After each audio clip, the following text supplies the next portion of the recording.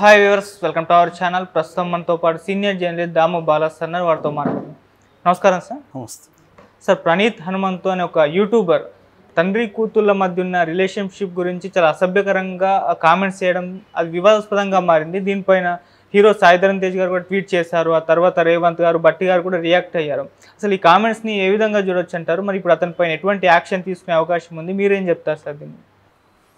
బేసిక్గా జరిగిన సంఘటన ఏంటంటే, ఒక అమెరికాలో ఉండే ఒక తెలుగు ఫ్యామిలీకి సంబంధించి ఒక వీడియో షేర్ అయింది. ఆ వీడియోలో తండ్రి కూతుళ్ళ మధ్య అనుబంధాన్ని చూపిస్తున్న వీడియో అది బేసిక్గా. సో ఆ వీడియో మీద ప్రణీత్ హనుమంతు అనే ఒక యూట్యూబర్ రోస్ట్ వీడియోస్ చేస్తుంటాడు. రోస్టెడ్ వీడియోస్ అంటే వేరే వాళ్ళని విమర్శించడం, సరదాగా కామెంట్ చేయడం, అట్లాగే డార్క్ కామెడీ అంటారు. మామూలుగా మనకి డార్క్ కామెడీలు ఏంటంటే లైఫ్లో ఉండే అనేక అబ్సర్డిటీస్ కావచ్చు, లేకపోతే ఒక అసమానతలు, వీటి మీద చేసే కామెడీ కొన్ని ఉంటుంది. దాన్ని డార్క్ కామెడీ అంటారు మామూలుగా. సో ఇతను జనరల్గా తెలుగు సినిమాల్లో ఉండే అబ్సర్డిటీస్ కావచ్చు, తెలుగు సినిమాల్లో ఉండే ఒక బిలో ద బెల్ట్ అంటాం, అటువంటి కొన్ని సీన్లు కావచ్చు, వాటి మీద ఇతను రోస్ట్ చేస్తూ ఉంటాడు. అంతవరకు ఓకే. తెలుగు సినిమాలని విమర్శించడం మీద కూడా ఇప్పుడు అతన్ని తిడుతున్నారు, కానీ తెలుగు సినిమాలని విమర్శించకూడదని ఏం లేదు, దాన్ని ఫన్ చేయడం మీద కూడా అబ్జెక్షన్ లేదు. కానీ ఇక్కడ ప్రాబ్లం ఏంటంటే, అతను ఒక డిస్కషన్ పెట్టాడు వేరే వాళ్ళతో. అందులో ఈ తండ్రి కూతుళ్ళ మీద ఒక అసభ్యమైన కామెంట్, అంటే తండ్రి కూతుళ్ళ రిలేషన్షిప్లో ఇతను ఎరోటిక్ యాంగిల్ తీసుకొచ్చాడు. సో భార్య కాకపోతే కూతురు దగ్గరికి వెళ్తాడు అన్నట్టుగా అతను కామెంట్ చేశాడు. అది బాగా వైరల్ అయింది. వైరల్ అయ్యేసరికి ఆల్రెడీ అతని మీద గతంలో కూడా కంప్లైంట్స్ ఉన్నాయి కొన్ని విషయాల మీద. ముఖ్యంగా తెలుగు సినిమా వాళ్ళు చాలామంది అతని మీద కోపం ఉంది. సో ఈ కాంటెక్స్లో ఇతన్ని మంచు మనోజ్ చాలా తీవ్రంగా నేను అంతు చూస్తా అన్నాడు. గతంలో కూడా నేను అతన్ని కాంటాక్ట్ చేశాను. అతను చేస్తున్న కొన్ని సరిగా లేవు, వాటికి అతను ఎత్తి చూపించాను, కానీ అతను పట్టించుకోలేదు, సమాధానం లేదు. అతన్ని మాత్రం నేను వదిలిపెట్టేది లేదని మంచు మనోజ్ కూడా ట్వీట్ చేశాడు. అయితే నిన్న ఇంత హైప్ దీని పట్ల క్రియేట్ కావడానికి మాత్రం సాయిధరమ్ తేజ్ కారణం. సాయిధరమ్ తేజ్ ఇక్కడ రేవంత్ రెడ్డికి, భట్టి విక్రమకి, తర్వాత సిటీ పోలీస్ కమిషనర్ వీళ్ళకి అందరికి కూడా ట్యాగ్ చేస్తూ అతని కామెంట్స్ అవన్నీ పెడుతూ తను సీరియస్గా దీన్ని తండ్రి కూతుళ్ళ మీద ఇలా అసభ్యంగా పెడుతున్నాడు, ఇతన్ని మీద చర్య తీసుకోవాలి అనేది అతను పెట్టాడు. దాంతోపాటు పేరెంట్స్కి కూడా మీ పిల్లల వీడియోస్ని పొద్దుస్తమానం అప్లోడ్ చేయకండి, దీన్ని మిస్యూజ్ చేసే అవకాశం ఉంది అనేది కూడా అప్పీల్ చేశాడు.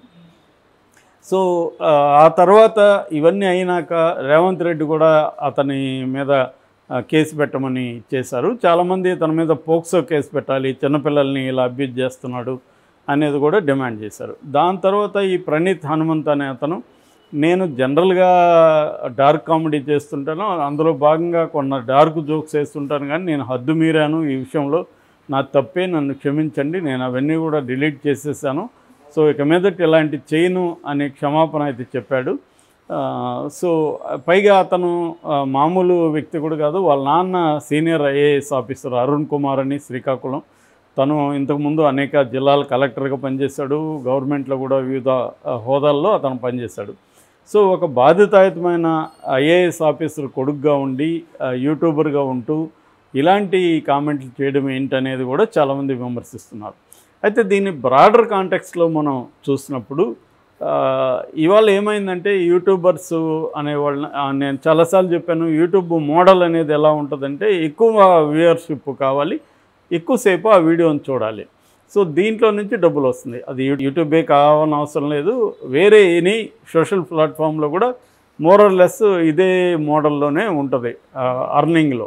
అందుకని ఎక్కువ మంది ఏం చేస్తుంటారంటే, వ్యూయర్స్ని ఎక్కువ అట్రాక్ట్ చేయడం కోసం ఒక్కోసారి ఎక్స్ట్రీమ్గా వెళ్ళడం, సెన్సేషనల్గా ఉండడానికి ట్రై చేయడం, అది చేస్తున్నారు. దీనివల్ల ఒక్కొక్కసారి ఇబ్బందులు వస్తున్నాయి. ముఖ్యంగా ఏంటంటే, సెలబ్రిటీలు కావచ్చు, లేకపోతే వ్యక్తుల ప్రైవేటు వ్యవహారాలన్నింటినీ కూడా వీళ్ళు వాటిని లేనిపోని సృష్టించడం. చివరికి కొన్ని యూట్యూబ్ ఛానల్ ఎలాగ వెళ్ళిపోయినాయంటే, ప్రముఖులకి యాక్సిడెంట్లు అయినట్టుగా చెప్పేయడం, చనిపోయినట్టు కూడా చెప్పేయడం, ఇప్పుడు మహేష్ బాబు ఎన్టీఆర్కు యాక్సిడెంట్, తీవ్రమైన యాక్సిడెంట్ అని పెట్టేయడం, ఈ స్థాయిలో ఉంటున్నాయి. అట్లాగే లేని విడాకుల రూమర్స్ క్రియేట్ చేయడం. ఆ మధ్య కూడా శ్రీకాంత్ వాపోయాడు, నాకు నా భార్యకి గొడవలు పెట్టి విడాకులు కూడా ఇచ్చేశారు వీళ్ళే అనేసి. సో ఇటువంటివి ఎక్కువ అయిపోయినాయి. దీని అంటే ఒకవైపేమో ఫ్రీడమ్ ఆఫ్ స్పీచ్ అనేది అవసరం ఖచ్చితంగా. అయితే ఫ్రీడమ్ ఆఫ్ స్పీచ్కి కూడా లిమిటేషన్స్ ఉంటాయి, రెస్పాన్సిబిలిటీస్ ఉంటుంది. ఫ్రీడమ్ ఆఫ్ స్పీచ్ అని నాకు ఫ్రీడమ్ ఉంది కదా, నేను నోటికి వచ్చినట్టు బూతులు తిడితే నువ్వు ఊరుకోవు కదా అంటే వేరే వాళ్ళని హత్య చేయడం, వేరే వాళ్ళ జీవితాలని రాంగ్గా బయటికి చూపించడం, ఇలాగా రకరకాలుగా అయిపోయింది. వీస్ ఏది వస్తుంటే దాని మీద పెట్టడం తప్ప దీనికి ఒక సెల్ఫ్ సెన్సార్షిప్, ఇది పెట్టచ్చా పెట్టకూడదా అనేది పోయిందనమాట. సో దీనివల్ల చాలా రకాల ఇబ్బందులు. ఇది ఎక్స్ట్రీమ్కి వెళ్ళిపోయి ఇప్పుడు పిల్లల మీదకి వెళ్ళింది. మామూలుగా అయితే ప్రపంచవ్యాప్తంగా కూడా పిడోపిలియా అంటారు, అంటే చిన్నపిల్లలతో లైంగికంగా ఇది చేయడం, ఇవన్నిటిని బ్యాన్ చేశారు ప్రతి దేశంలో. మన దేశంలో కూడా చూడడం కూడా నేరము, పెట్టడం అయితే ఇంకా సీరియస్ నేరం. సో దీని మీద ఫోక్సో కూడా పెడుతున్నారు. మొన్ననే స్పెయిన్లో కూడా ఈ చిన్నపిల్లల లైంగిక దీన్ని బ్యాన్ చేయడం కోసం వాళ్ళకు వెరైటీ ఇది పెట్టారు. అదేంటంటే కార్డు పెట్టారు.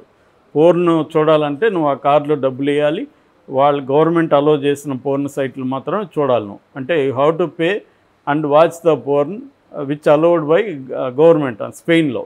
ఇలాగ ప్రపంచవ్యాప్తంగా కూడా చిన్నపిల్లల మీద లైంగిక ఇది బాగా పెరుగుతుంది వరల్డ్ వైడ్. ఈ కాంటెక్స్లో ఇతను ఇట్లాంటి వల్గర్ జోక్స్ వేయడం, చిన్నపిల్లల్ని అఫెక్ట్ చేసే విధంగా తల్లిదండ్రుల మధ్య పిల్లలకి తల్లిదండ్రుల మధ్య రిలేషన్షిప్స్ని ఇది చేయడం అనేది ఘోరమైన విషయం. మామూలుగా అయితే మనకు ఫ్రాయిడియన్ థియరీ ప్రకారం ఈడిపస్ కాంప్లెక్స్ అంటారు. అంటే మగ బిడ్డ అంటే మేల్ చైల్డ్ ఏమో తల్లితో అనుబంధం ఉంటారు, తండ్రి పట్ల ఒక హేట్ లవ్ రిలేషన్షిప్ ఉంటుంది. సో దాన్ని ఎలక్ట్రా కాంప్లెక్స్ అని తర్వాత యాడ్ చేశారు. ఆడబిడ్డకేమో తండ్రి పట్ల ఇష్టం ఉంటుంది. సో తండ్రి ఫస్ట్ హీరోలాగా ఫీల్ అవుతారు, తండ్రితో వాళ్ళు క్లోజ్గా ఉంటారు. ఇది వెరీ మనం డైలీ లైఫ్లో కూడా చూస్తున్నాం. అంత మాత్రం దాన్ని అక్కడతో ఆపకుండా దాన్ని కొంత ఎక్స్ట్రీమ్కి తీసుకెళ్ళి వల్గర్గా కామెంట్లు చేయడం, దీనివల్ల ఏమవుతుందంటే ఆ పిల్లల మీద కూడా ఇది ప్రభావం పడుతుంది. అట్లాగే సమాజం మీద కూడా చాలాసార్లు మనం చూస్తున్నాము, తండ్రులు కూతుర్లని అత్యాచారం చేయడం కావచ్చు, వాళ్ళని లైంగికంగా వేధించడం కూడా ఈ మధ్య చాలా పెరిగింది అది.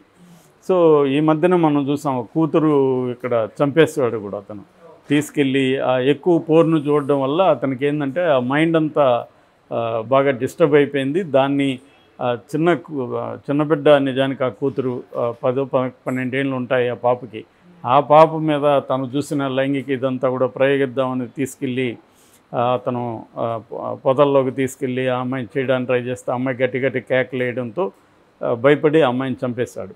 సో ఇలాగా సంఘటనలు ఇవాళ పెరుగుతుంది. ఈ లార్జ్ కాంటెక్స్ట్లో ఏంటంటే ఇది ఖచ్చితంగా ఈ ప్రణీత్ హనుమంతు సంబంధించి ఈయన సాయిధర్మ తేజ్ పెట్టింది చాలా ఖచ్చితంగా అప్రిషియేట్ చేయాలి. దీన్ని సీరియస్గానే తీసుకోవాలి. అయితే మనకున్న గవర్నమెంట్స్కి ఉండే ఒక డబుల్ స్టాండర్డ్స్ ఉంటాయి. ఒకవైపు ఏమో విచ్చలవిడిగా వదిలేస్తారు అన్ని సైట్లని, రెండో వైపు ఏమో రిస్ట్రిక్షన్స్ ఇలాంటివి పెట్టడానికి ట్రై చేస్తారు. ఓకే. సో ఇది ఎందుకంటే ఇప్పుడు పోర్ను చూసే ప్రతి ఒక్కరికి మెచ్యూరిటీ ఉండడం, దాన్ని చూసి వాడు పర్సనల్గా ఎంజాయ్ చేయడం వరకు అయితే ఓకే, అబ్జెక్షన్ లేదు. కానీ దాని ప్రభావం సమాజంలో పడడం, అత్యాచారాలు పెరగడం, ఇది ఆందోళనకరమైన విషయం. ఇది మన దేశానికి సంబంధించింది, ప్రపంచవ్యాప్తంగా కూడా ఉందన్నమాట. దీన్ని సీరియస్గా అయితే తీసుకున్నారు. ఇప్పుడు అతను క్షమాపణ చెప్పినా కూడా సరిపోదని చెప్పి అతని మీద కేసు అయితే పెట్టే అవకాశం కనిపిస్తుంది. సో దీని నుంచి ఏంటంటే ఇప్పుడు ఇది ప్రణీత్ హనుమంతుకి సంబంధించిన విషయమే కాదు, ఇది చాలా wider and bigger problem. So దీని పట్ల అవేర్నెస్ కూడా క్రియేట్ అవుతుంది. ఆ మేరకు కూడా సాయిధర్మ తేజ్ మనకి ఉపయోగపడతాడు దీన్ని అవేర్నెస్ క్రియేట్ చేయడం. వాళ్ళు కూడా దీన్ని ఏదో వన్ ఇన్సిడెంట్ వరకు చూడకుండా దీని మీద వాళ్ళు ఇట్లాంటి సెలబ్రిటీలు కానీ కొంత క్యాంపెయిన్ లాగా చేయగలిగితే కొంత అవేర్నెస్ పెరుగుతుంది.